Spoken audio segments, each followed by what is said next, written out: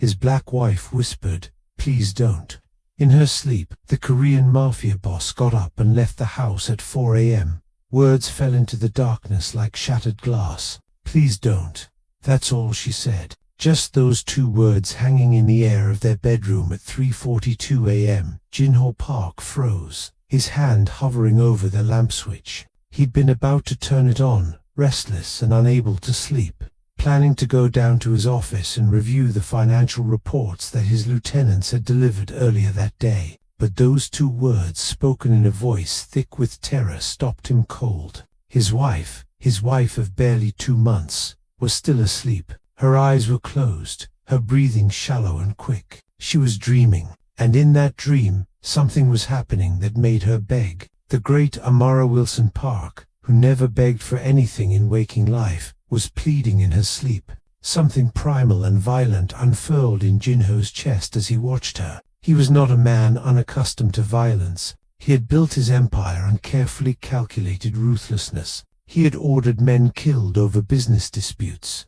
He had broken the bones of those who betrayed him without blinking. He had inherited his father's organization at 26 and expanded it across international borders, transforming a street gang into a sophisticated criminal network that commanded respect from Seoul to San Francisco. People crossed the street when they saw him coming. Hardened criminals stuttered in his presence. But watching his wife, this brilliant, fiercely independent woman he'd married in what was supposed to be a mutually beneficial arrangement, flinch away from invisible threats in her sleep, he felt something he had no name for, something that made his hands shake and his jaw clench until his teeth threatened to crack. Amara whimpered again, too quiet for him to hear the words, and a tear slipped from beneath her closed eyelid, trailing down the rich dark skin of her cheek like a silent accusation. Jinho pulled his hand back from the lamp, moving with the careful silence he'd perfected in his youth.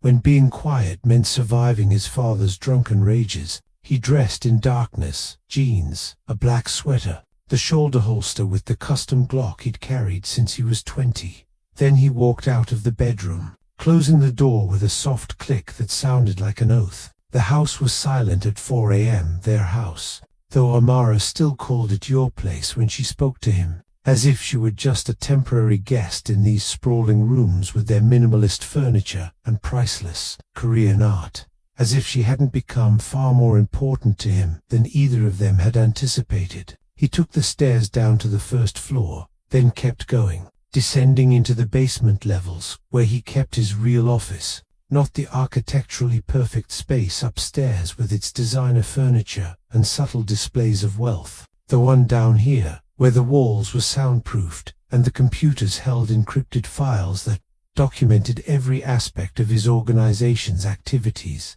His head of security, Minsak, looked up in surprise when Jinho entered the command center. "Boss, it's 4 in the morning. I need everything," Jinho said, his voice flat and cold in a way that made Minsak straighten immediately. "Everything on Amara's ex-fiancé, Darren Caldwell. I want his entire life laid bare." Mzuk's expression shifted from surprise to carefully neutral. He was good at his job, which meant he was good at not asking unnecessary questions when Jinho gave an order. "We did the standard background check before the wedding," Minsak reminded him cautiously. "Clean record, successful investment banker, Harvard MBA. That was standard," Jinho interrupted, his voice quiet in a way that made Minzak's mouth snap shut. "I want extraordinary. I want everything that doesn't appear in official records. I want to know what he did behind closed doors. I want to know who his friends are, who his enemies are. I want to know what he eats for breakfast and what keeps him up at night. I want to know his fears." "Understood. Understood."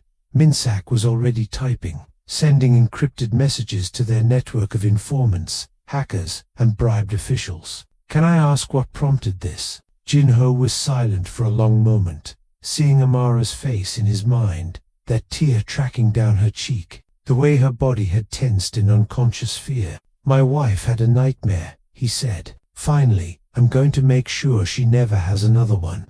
4 hours later, Jinho sat alone in his office reading the preliminary reports Minsak had assembled. With each page, with each email and text message, they'd managed to recover. With each statement from former employees and acquaintances, the cold fury in his chest grew sharper and more focused. Amara had been engaged to Darren Caldwell for 18 months. She'd broken it off 10 months ago. Their relationship had looked picture perfect from the outside. Power couple featured in business magazines. She a rising star in architectural design. He a successful investment banker with political aspirations. But behind the carefully cultivated image lay a different story. The engagement had ended 6 weeks before Jin Ho's business associate Marcus Wilson had suggested an arrangement. Marcus's daughter Amara needed protection and a fresh start. Jin Ho needed a wife to satisfy his grandmother's endless nagging about continuing the family line and to present a more respectable image to the legitimate business partners he was cultivating. It was supposed to be simple, a business arrangement, a marriage on paper that would benefit both parties. But Jin Ho hadn't counted on Amara walking into his office for their first meeting, looking at him with those piercing dark eyes, nervous but unwavering. He hadn't counted on the way she challenged him when most people cowered, asking pointed questions about his business, refusing to pretend she didn't know exactly what he was. He hadn't counted on finding her in his kitchen at midnight, unable to sleep, and ending up talking with her until dawn about everything from Korean poetry to West African architecture. He definitely hadn't counted on falling in love with her. The file in front of him told a story that made him want to tear the world apart with his bare hands. Darren Caldwell, respected businessman, philanthropist, and future political candidate, was a monster who hid behind his charming smile and community service. There were emails in which he'd threatened to ruin Amara's career when she questioned his controlling behavior. Text messages in which he'd apologized profusely after destroying a design she'd spent months creating, claiming he'd just lost control for a moment. Financial records showing how he'd systematically isolated her, offering to manage her finances, then restricting her access to her own money. There were photos. Jin Ho made himself look at each one, committing them to memory. Amara at a gala, her smile tight and her eyes weary. Amara with Caldwell's hand gripping her arm just a little too tightly, the pain visible only in her eyes. Amara's smile in earlier photos from before the relationship, wide and genuine and free. Amara's smile in later photos, careful and measured, as if smiling too broadly might provoke consequences. Jin Ho's hands clenched on the pages, crumpling the expensive paper. There was a statement from Amara's former assistant, who'd been abruptly fired when she expressed concern about Caldwell's controlling behavior. There were reports from the doorman at Amara's former apartment building documenting late-night arguments and Caldwell's tendency to appear unannounced and demand entry. And there at the bottom of the file was the most recent information. Darren Caldwell had been making inquiries about Amara's new husband. He'd been seen at an exclusive club 3 nights ago, drunk and indignant, telling anyone who would listen that no foreign gangster was going to keep what belonged to him. Jin Ho closed the file and sat in the darkness of his office. He thought about Amara upstairs, probably awake by now, probably wondering where he'd gone. She never asked him about his absences. She never demanded explanations or made scenes. She was independent and composed and brilliant. And that composure, he was beginning to understand,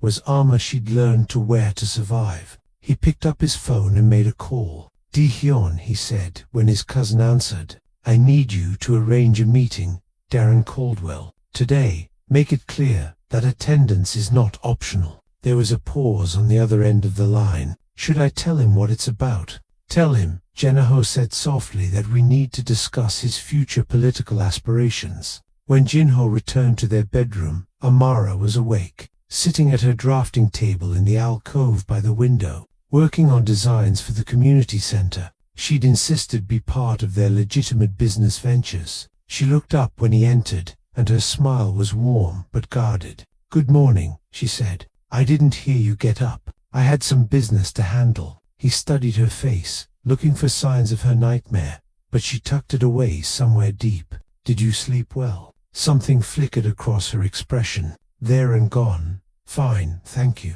You were having a nightmare last night, he said directly. Amara had never responded well to him being anything less than straightforward. Her face went carefully neutral. Was I? I don't remember. Don't, he said more sharply than he intended. He moderated his voice with effort. Don't lie to me, please. She looked down at the pencil in her hand, twirling it absently. It was one of her nervous habits, one of the many small things he'd come to notice and cherish. It was nothing, she said finally.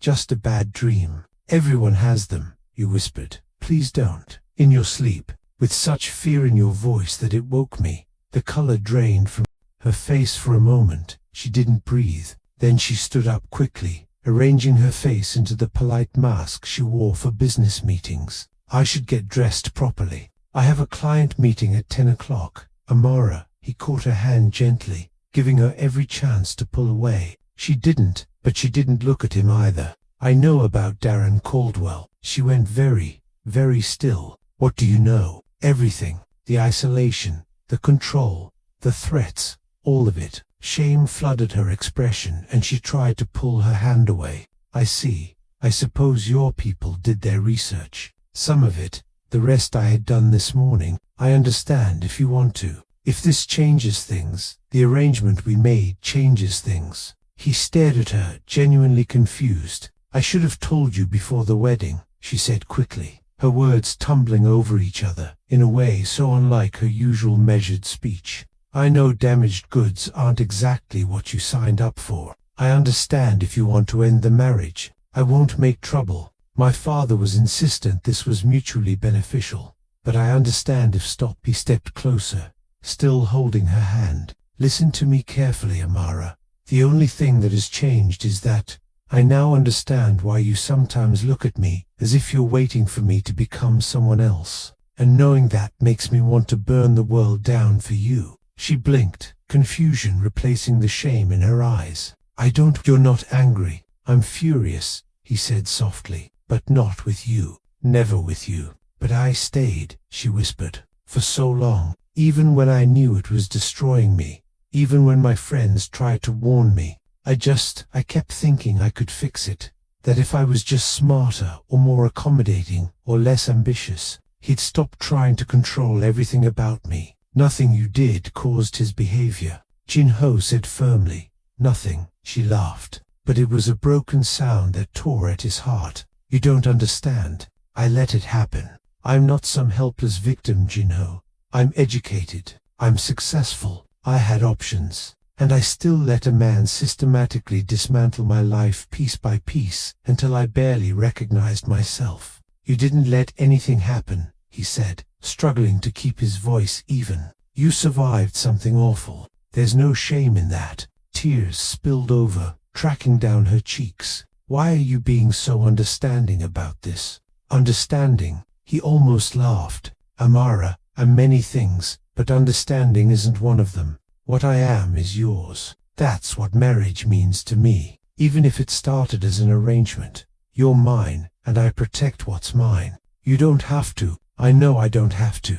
I want to. He brushed away her tears with his thumbs. And I'm going to make you a promise right now. You will never have another nightmare like the one you had last night. Never. Because the man who caused them is never going to hurt you or frighten you again. Jin-ho, what are you planning? Nothing for you to worry about. He kissed her forehead gently. Trust me. She looked at him for a long moment, searching his face. Whatever she saw there made her shoulders relax slightly. I'm starting to, she admitted quietly. Good. He stepped back reluctantly. I have a meeting this afternoon. Business. But tonight, I want to take you to dinner. Will you let me do that? You don't have to take me out, she said automatically. I know how busy you are, Amara. He waited until she met his eyes. I want to take my wife to dinner. Say yes. A small smile tugged at her lips, more genuine than any smile he'd seen from her in weeks. Yes, good. Wear something that makes you feel powerful. The meeting was set for 3 o'clock at an abandoned warehouse Jin-ho's organization owned in the industrial district. Jin-ho arrived 20 minutes early, which meant he was already seated at the single metal table in the center of the cavernous space when Darren Caldwell was escorted in by Dion and two other men. Caldwell looked exactly like his photographs, tall, conventionally handsome, in that bland way American businessmen often were, expensive suit and careful haircut. Everything about him designed to project trustworthiness and success. Ginho hated him on sight. "What is this?" Caldwell demanded, looking around the empty warehouse with growing alarm. "I was told this was a meeting about potential political donors." "It is," Ginho said, not rising from his seat. "Sit down, I don't think." "I didn't ask what you think," Ginho said, his voice dangerously soft. "I told you to sit down." Something in his tone made Caldwell obey before he thought about it. He sat across from Ginho, then seemed to realize he'd just followed an order and tried to regain his composure. "Look, I don't know what this is about, but I have connections in this city. People will be looking for me if I don't." "This is about Amara," Ginho interrupted. "My wife, your former fiancée." Caldwell's face went through a series of rapid changes: surprise, anger, calculation, and finally a forced smile. "Ah, I see. Look, I'm sure Amara has told you all sorts of things, but you have to understand she can be difficult, emotionally volatile. We had our problems, sure, but that's relationships, right? Nothing unusual." Ginho felt a wave of disgust so powerful it almost choked him. This man, this pathetic excuse for a human being, had terrorized Amara for months, had made one of the strongest women Ginho had ever known doubt herself. And now he sat here trying to paint her as unstable. "I've read the emails," Ginho said quietly. "I've seen the texts. I've spoken to her former assistant, her doorman, her friends. I know exactly what kind of man you are, Caldwell." The fake smile dropped from Caldwell's face, replaced by something uglier and more genuine. "You had no right to dig into my private business. Amara is my business now." Ginho leaned forward slightly. "Here's what's going to happen. You're going to forget she exists. You won't contact her. You won't speak about her. You won't appear anywhere she might be. If you see her at an event, you'll leave immediately. You will erase her from your life so completely that it will be as if you never met her." Caldwell gave a short, derisive laugh. "Or what? You'll have your goons rough me up. This is America, not whatever third world country you came from. We have laws here." Ginho didn't react to the racism. He'd heard worse and from better men than this. "Laws," he repeated thoughtfully. "Yes, let's talk about laws. Harassment is against the law. So is making threats. So is financial coercion. I have documentation of all three." "You don't have _ Caldwell spat, his composed facade crumbling completely. "And even if you did, who's going to believe you over me? You're a criminal. Everyone knows it, even if they can't prove it. I'm a respected businessman with friends in the DA's office, which is why I won't be going to the authorities," Ginho said calmly. "I'll be going to the media. Every email, every text, every statement from witnesses, all of it released to every news outlet in the country. Your political aspirations will die before they begin. Your reputation will be destroyed. Your business partners will abandon you rather than be associated with a man who terrorizes women. Your life as you know it will be over." The color drained from Caldwell's face. "You wouldn't." "I would," Ginho assured him. "But that's not all. After your public destruction, after you've lost everything you value,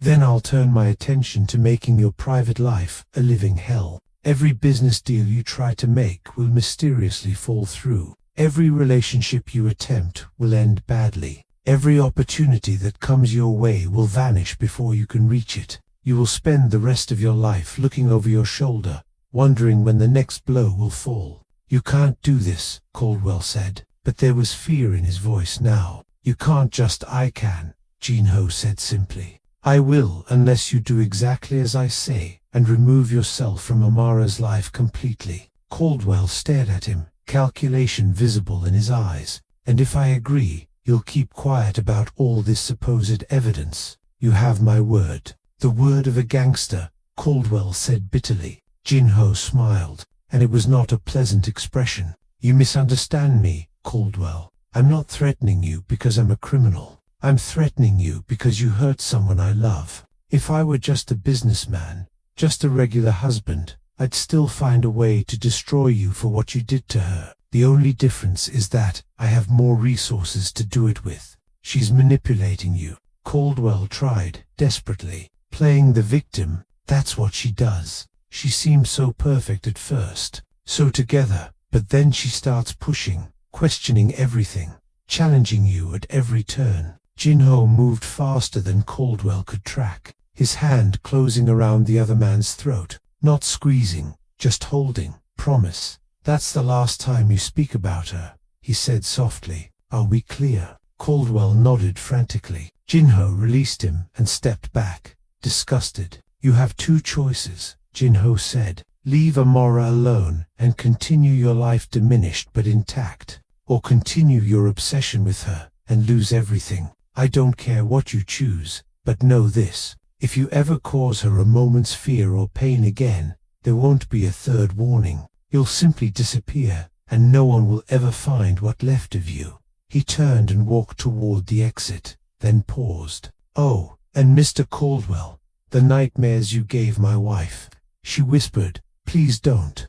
In her sleep last night, that's why you're still breathing right now, instead of bleeding out on this concrete floor. I wanted to kill you the moment I heard those words. I still want to, but Amara deserves better than having your death on her conscience. So instead, you get mercy you don't deserve. Use it wisely." 7-0.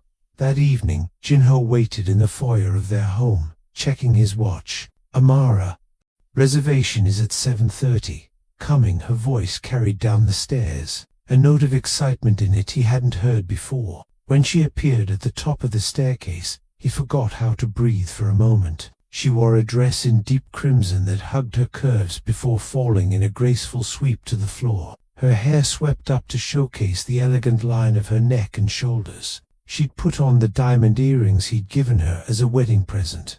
The first gift she'd actually accepted from him without protest. "Is it too much?" she asked, hesitating at the top of the stairs.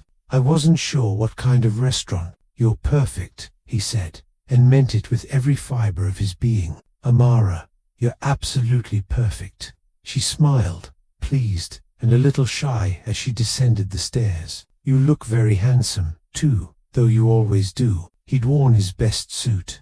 The charcoal one she'd once mentioned brought out the warmth in his eyes, though he doubted she remembered saying it. He'd remembered though. He remembered everything about her. The restaurant was Lumiere, the most exclusive place in the city. Jin-ho had invested heavily in it 2 years ago, which meant getting a table was never a problem. The owner, Sophia, greeted them personally, showing them to a private balcony overlooking the city lights. "Jin-ho," Amara said softly as they sat down. "This is too much. You didn't have to." "I wanted to," he said simply. "Let me spoil you tonight, please." She bit her lip, then nodded.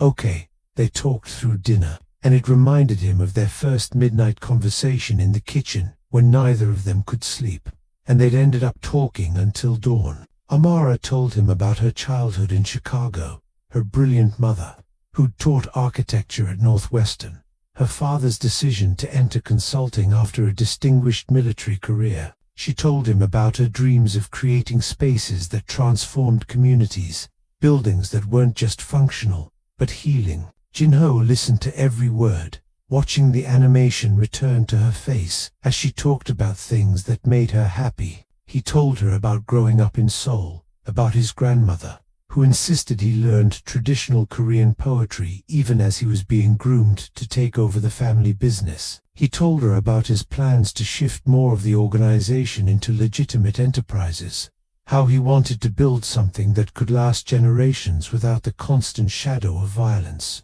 "You'd be good at that," she said thoughtfully. "You have vision and you understand people. I've watched how you interact with your team. They respect you. Most of them fear me," he corrected gently. "Some of both, maybe, but fear alone doesn't create the kind of loyalty I've seen. You have people who've been with you for years who would die for you without hesitation. That's not just fear." He reached across the table and took her hand. "You see the best in people, not in everyone, she said quietly. Not anymore. I used to think everyone had good in them if you just looked hard enough. But I've learned better. Amara, it's okay, she said quickly. I'm not who I used to be, but I'm learning to be okay with who I am now. And who's that? He asked softly. She thought about it, her fingers tightening around his. Someone stronger than I thought. Someone who survived. Someone who's learning not to apologize for taking up space in the world. Good, he said fiercely.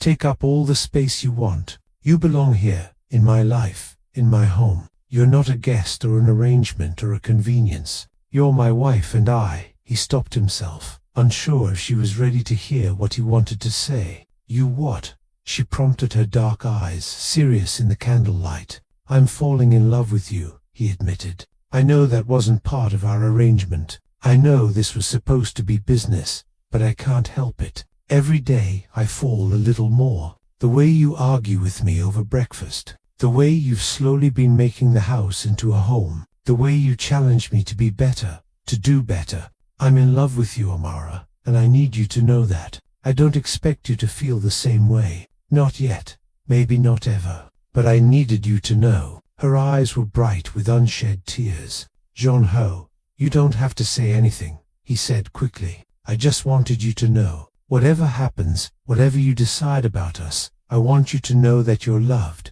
you're safe, and you're cherished. She was quiet for a long moment, looking at their joined hands. When she spoke, her voice was barely above a whisper. I was so scared when my father first suggested this arrangement. I thought I was trading one controlling man for another. I thought marriage, any marriage, meant losing myself, meant being small and careful, and always watching for warning signs. She looked up at him and her eyes were fierce. But you've never made me feel small. You ask my opinion. You listen when I talk. You made sure I had my own bank account and insisted I keep control of my own money. You've never once raised your voice at me, even when I deliberately provoked you that first month, to see what would happen. He stared at her, surprised. You were testing me. Of course I was, she said simply. After Darren, I had to know what would happen when things weren't perfect. And you just looked confused.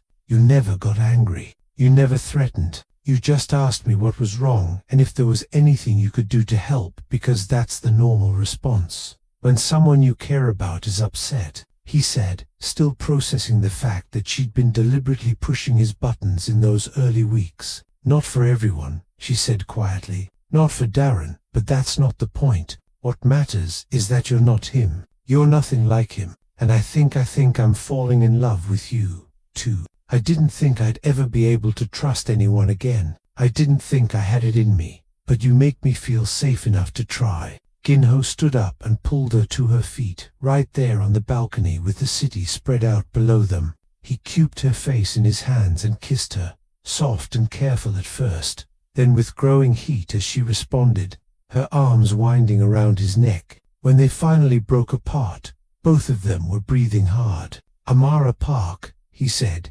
using her married name deliberately, watching the way her eyes softened at the sound. I'm going to spend the rest of my life making sure you feel safe. I'm going to give you everything you ever dreamed of. I'm going to love you so well that you forget what it was like to be afraid. I'm holding you to that, she whispered. Good.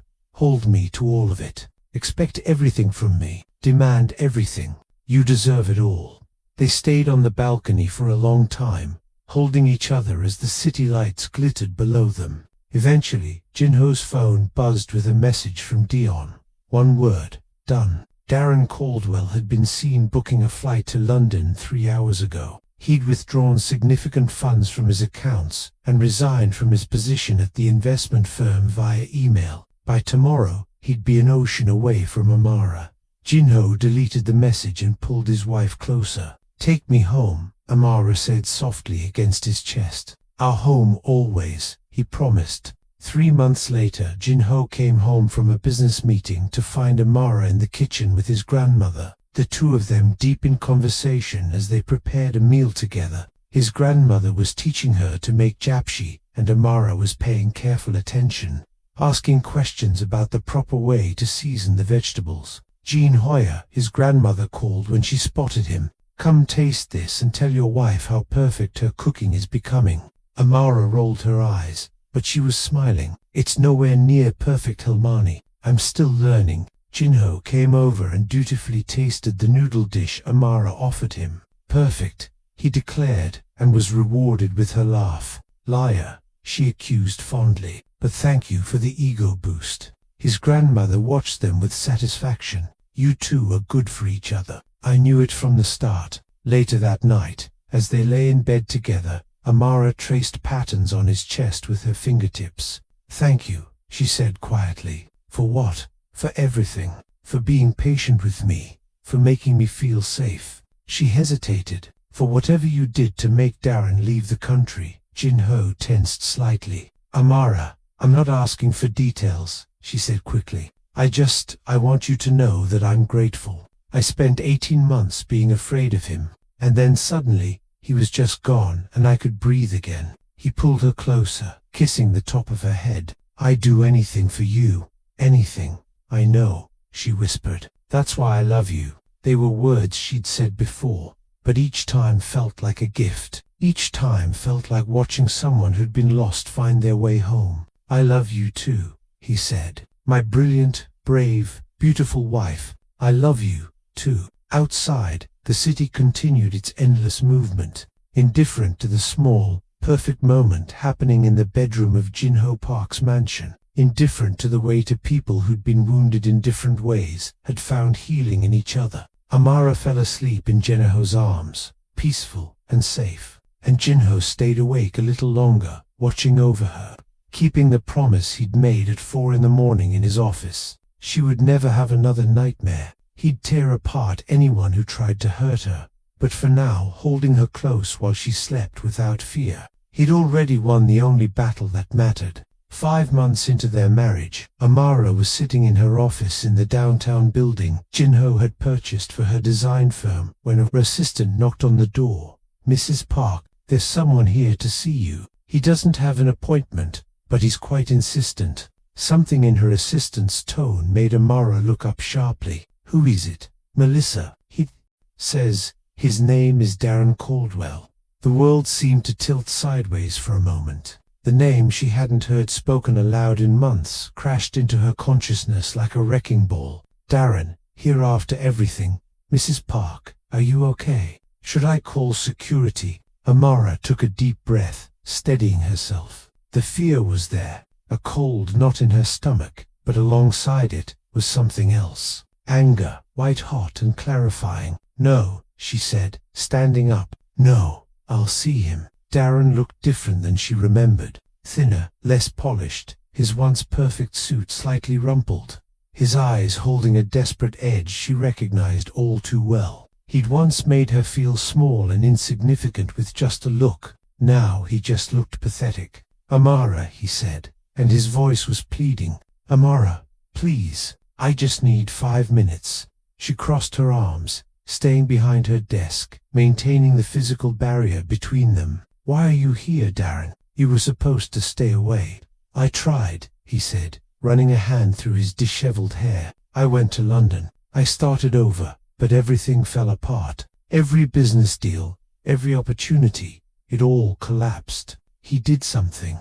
Your husband, he's still ruining my life from across an ocean. Jinho had nothing to do with your failures, Amara said coldly, though she wasn't entirely sure that was true. You ruined your own life when you decided to be a monster instead of a decent human being. I made mistakes, Darren admitted, his voice rising. I know I did. I was controlling and manipulative, and sometimes cruel. But what he's doing is worse. He's systematically destroying everything I tried to build. I can't get a job. I can't keep an apartment. I'm running out of money. Please, Amara, if you ever cared about me at all, I need to stop you right there, Amara said, and her voice was steady despite the adrenaline coursing through her body. I don't owe you anything, not compassion, not help, not a single moment of my time. You spent our entire relationship trying to break me down into someone small enough for you to control. You isolated me from my friends. You criticized my work until I doubted everything I created. You made me afraid to speak my mind in my own home. "I'm sorry," he said, and maybe he even meant it. "I'm so sorry, Amara. I've been in therapy. I understand now why I did those things.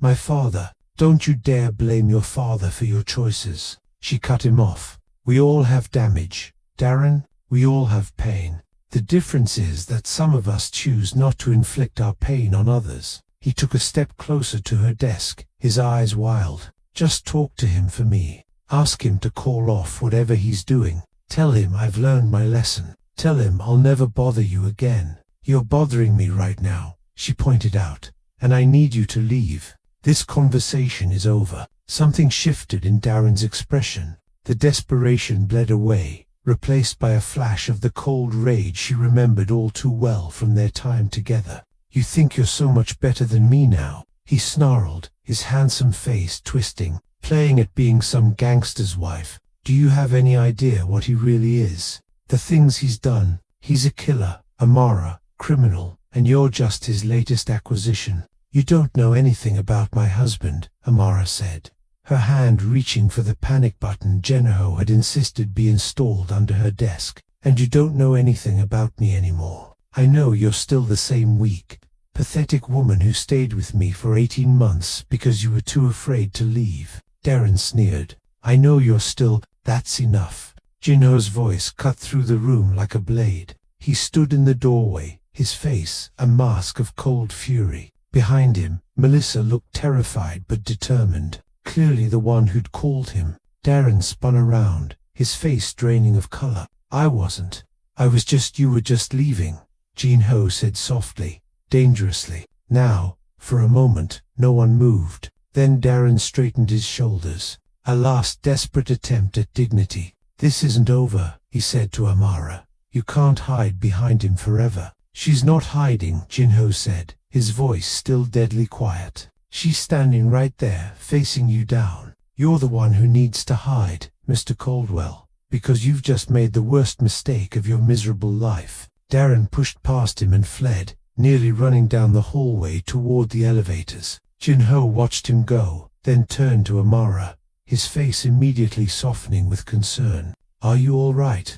Amara realized she was shaking, but it wasn't from fear. It was the aftermath of adrenaline, of standing her ground, of finally saying the things she'd wanted to say for so long. "I'm okay," she said, and was surprised to find it was true. "I'm actually okay." Jinho crossed to her, searching her face. "You're shaking." "I told him to leave," she said, a note of wonder in her voice. "I stood up to him. I didn't freeze or try to plate him or make myself small. I told him exactly what I thought." Pride flickered across Jinho's face. "Yes, you did. You were magnificent." Jinho said something in Korean to Di-Hyun, who appeared silently in the doorway, then turned back to Amara. "I'm having the security team escort Caldwell from the building and make sure he leaves the premises. He won't come near you again." "How did you know?" Amara asked, grasping his hand. "Melissa called me the moment he gave his name at reception." "Smart woman. I've been on my way here since before he entered your office." "Thank you," Amara said, squeezing his hand. "Not for coming to my rescue, though I appreciate that, too. Thank you for making sure I had people around me who would call you, for the panic button, for all the safety measures that meant I could stand up to him without being afraid." Jinho brushed his fingers against her cheek. "You're the strongest person I know, Amara Park. All I did was make sure you had the backup to let that strength shine." He held her close until her shaking stopped, until she felt solid and grounded again. And as she stood in the circle of his arms, Amara realized something profound had changed inside her. The fear that had been her constant companion for so long, the vigilance, the careful monitoring of her own behavior to avoid provoking anger, it was gone. In its place was something new and bright and fierce, something that felt like freedom. That evening, after statements had been given to the police about Darren's trespassing, after the security team had confirmed he checked out of his hotel and boarded a flight back to London, after Jinho's grandmother had forced them both dinner and fretted over Amara's pale face, Amara and Jinho sat together in his study. Their study, she corrected herself mentally, their home. "I need to tell you something," Amara said. Jinho looked up from the reports he'd been reviewing, giving her his full attention. "What is it?" "When Darren showed up today, I was scared," she admitted for about 10 seconds. "But then I was just angry. For the first time, I wasn't paralyzed by fear. I was furious that he thought he could still control me, that he thought he had any right to my time or attention." "That's good," Ginho said. "Anger is healthy. Anger means you know you deserved better." "I did deserve better," she said firmly. "I do deserve better, and I have better. I have you." She stood up and crossed to him, settling herself on his lap. He wrapped his arms around her automatically, his face nuzzling into her neck. "Marry me again," he said suddenly. She pulled back to look at him. "What?" "I know we're already married," he said, "but that was business, a transaction. I want to marry you again for real this time, with a ceremony that blends Korean and West African traditions, with vows we actually mean, with you looking radiant and me trying not to embarrass myself by crying at the altar." "You'd cry," she teased gently. "I'd absolutely cry," he said seriously, "watching you walk toward me, choosing me, promising to spend your life with me. Amara, I'd be a mess." Her eyes filled with tears. "Yes," she whispered. "Yes, I'll marry you again 100 times if you want. Once more is fine," she said, smiling. "But I want to do it right. I want to stand in front of everyone we care about and tell the world that you're mine and I'm yours. I want your grandmother to weep happy tears and Dion to look uncomfortable in formal clothes. I want our wedding photos on every wall of this house. I want everything.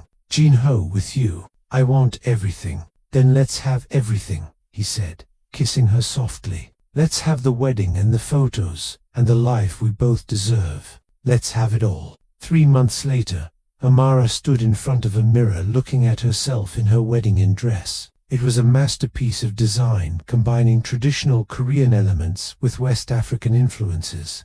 Just like the ceremony they had planned, the red and gold embroidery caught the light as she turned, and she felt beautiful in a way she hadn't allowed herself to feel in years. Her father knocked on the door. "Amara, are you ready?" "Almost," she said. "Come in." Marcus Wilson had been skeptical of the arranged marriage at first, worried that he was trading his daughter from one dangerous situation to another. But he'd seen how Ginho treated Amara, how she'd flourished over the past 8 months, and his concerns had faded. "You look stunning, sweetheart," he said, his voice rough with emotion. "Thanks, Dad." She turned to face him. "Thank you for suggesting this arrangement. I know it was a risk, but you gave me a chance at a new life." "Ginho gave you that," her father said. "I just made the introduction. What he's done for you, how he's protected you and loved you, that's all him. And me," Amara said firmly. "I did some of the work. I chose to heal. I chose to trust him. I chose to love him back." Her father smiled. "Yes, you did, and I'm proud of you for all of it." The ceremony was held in the garden of their home, which Amara had redesigned herself, blending architectural elements from Korea and West Africa into a space that reflected both their heritages. Jinho's grandmother sat in the front row, already dabbing at her eyes with an embroidered handkerchief. Dae stood as Ginho's best man, looking remarkably dignified despite his obvious discomfort in formal clothes, and Jinho waited at the altar, watching Amara approach with such naked adoration on his face that several guests were visibly moved. When she reached him, when her father placed her hand in Jinho's, she felt a sense of completeness she'd never experienced before. "Hi," Jinho said softly. "Hi," she said back, smiling. The officiant began the ceremony, which included elements from both their cultural traditions, but Amara barely heard the words. She was too focused on Jinho's face, on the love and devotion written clearly in every line of it. When it came time for the vows, Jinho spoke first. "Amara," he said, his voice carrying to every corner of the garden. "The first time we got married, I promised you protection and partnership. Today I promised you everything else. I promised to love you on your good days and your bad days. I promised to hold you when you need strength and step back when you need to stand on your own. I promised to be your safe harbor always. I promised to choose you every single day for the rest of my life." You've made me a better man, and I'm going to spend forever trying to be worthy of your love." Amara's hands were shaking slightly as she spoke her own vows. "Jinho, you gave me back myself. You made me remember what it felt like to be loved without fear, to exist without constantly watching for danger, to take up space in the world unapologetically. You've been patient with my healing and celebrated every step forward. You've protected me without making me feel weak, and loved me without asking me to be anything other than myself. I promise to love you with everything I am.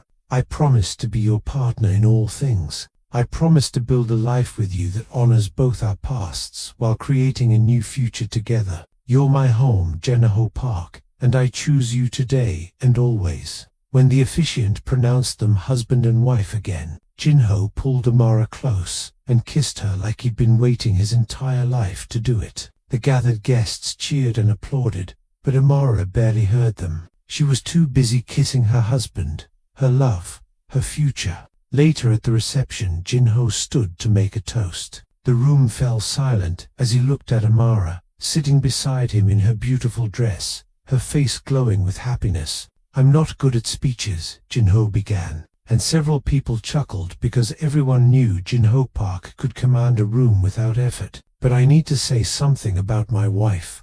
Years ago, Amara walked into my life as part of a business arrangement. She was weary and wounded, and trying so hard to be strong, and I thought I was doing her a favor, giving her protection and a fresh start. But the truth is, she saved me. She took this house that was just a building and made it a home. She took my life that was just power and business and strategy and gave it meaning. She showed me what it means to be loved, really loved, not for what I can do or who I am in the world, but just for being me." He turned to look directly at Amara, his eyes suspiciously bright. "Amara, you're the best thing that ever happened to me, and I will spend the rest of my life being grateful that you chose me." He raised his glass to my wife, my partner, my everything. To Amara, the guests chorus, raising their own glasses. Amara stood up and kissed him, not caring that everyone was watching, and the room erupted in applause again.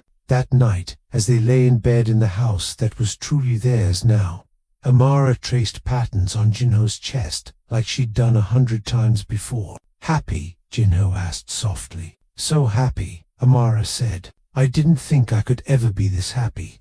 There were years when I thought happiness was just something that happened to other people. But here I am. Here you are."